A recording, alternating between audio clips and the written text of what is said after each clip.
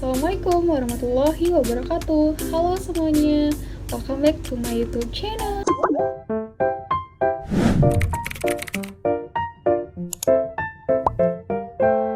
Teman-teman, sebelum menonton videonya, jangan lupa like, subscribe, dan bunyikan tombol loncengnya ya. Terima kasih. Balik lagi sama aku Syarifah Malia Gustianingsih. Nah, di video kali ini aku mau menjelaskan materi tentang, daripada penasaran, yuk simak video berikut ini.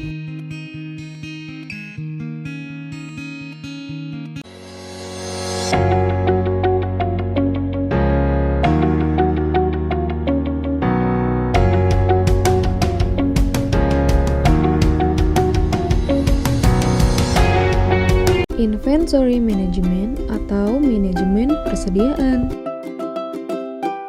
Terdapat 5 materi yang akan dibahas. Yang pertama ada Inventory Management, yang kedua Holding, Ordering, dan Setup Cost, yang ketiga EOQ Model, yang keempat Reorder Point, dan yang kelima Production Order Quantity Model. Materi yang pertama, Inventory Management. Manajemen inventory ini adalah sebuah manajemen yang berfungsi untuk menjaga, mengawasi, dan mengontrol persediaan barang yang terdapat pada bisnis. Aktivitas yang terdapat dalam sistem manajemen inventory ini yaitu perolehan persediaan, penyimpanan, sampai penggunaan stok untuk tujuan tertentu. Adapun tujuan dari sistem inventory bagi sebuah bisnis terdapat 3 tujuan, yaitu yang pertama, memenuhi pesanan secara cepat. Tujuannya di sini untuk memenuhi pesanan konsumen dengan cepat. Tujuan yang kedua, mengontrol persediaan barang. Tujuannya di sini agar dapat menyediakan stok barang ketika produk tersebut dibutuhkan dan pastinya untuk memenuhi permintaan pelanggan. Tujuan yang ketiga, menganalisa penjualan produk.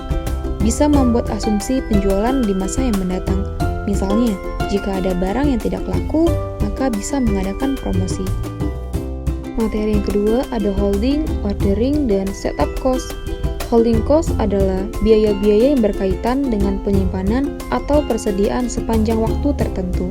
Selanjutnya, ordering cost atau biaya pemesanan, yaitu semua biaya yang meliputi biaya administrasi untuk pembelian atau pemesanan kepada pemasok. Selanjutnya, setup cost, yaitu biaya untuk melakukan suatu kegiatan produksi, termasuk biaya untuk mempersiapkan mesin atau proses produksi, untuk membuat suatu pesanan atau biaya-biaya yang dibutuhkan. Materi yang ketiga ada EOQ Model. EOQ ini adalah singkatan dari Economic Order Quantity. Ini adalah pengukuran yang digunakan di bidang operasi, logistik, dan manajemen pasokan.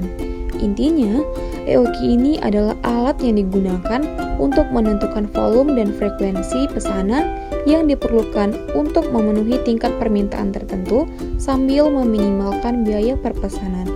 Economic Order Quantity ini adalah set point yang dirancang untuk membantu perusahaan meminimalkan biaya pemesan dan penyimpanan persediaan. Berikut ini adalah manfaat utama perhitungan EOQ. Terdapat 3 manfaat. Yang pertama, meminimalkan biaya persediaan. Yang kedua, meminimalkan kehabisan stok. Dan yang ketiga, meningkatkan efisiensi keseluruhan. Terdapat faktor yang perlu diperhatikan dalam menghitung EOQ.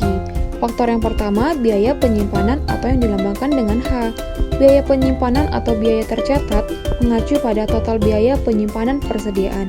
Faktor yang kedua, biaya permintaan tahunan atau yang dilambangkan dengan D. Dengan melihat data pesanan historis, kita dapat menentukan berapa banyak produk yang kita jual dari tahun ke tahun.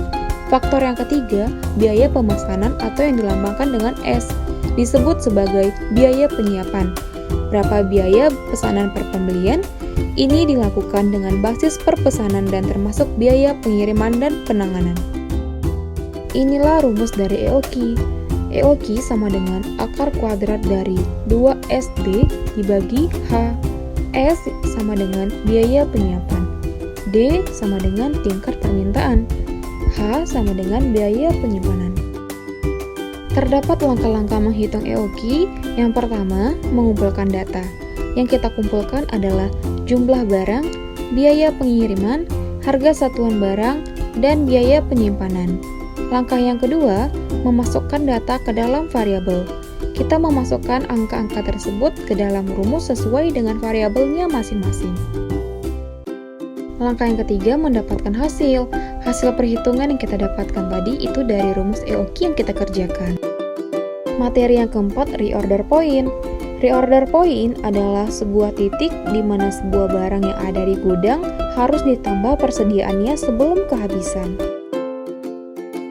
Berikut ini adalah rumus menghitung reorder point. Reorder point sama dengan lead assignment ditambah safety stock. Nah, terdapat masalah yang timbul apabila tidak mengenal ROP atau reorder point.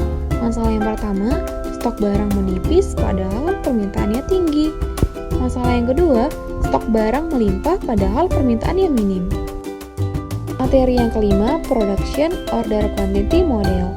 Model ini digunakan apabila perusahaan tidak melakukan pemesanan barang, tetapi memproduksi sendiri baik sebagian atau seluruh komponen barang. Adapun asumsi-asumsi yang digunakan pada production order quantity model ini. Yang pertama, hanya ada satu jenis barang. Yang kedua, permintaan selama setahun diketahui dan konstan. Yang ketiga, persediaan secara terus-menerus mengalir atau dibuat dalam suatu proses waktu tertentu setelah dipesan. Yang keempat, unit persediaan diproduksi dan dijual secara bersamaan. Yang kelima, tingkat produksinya tetap. Dan yang keenam, tidak ada potongan harga.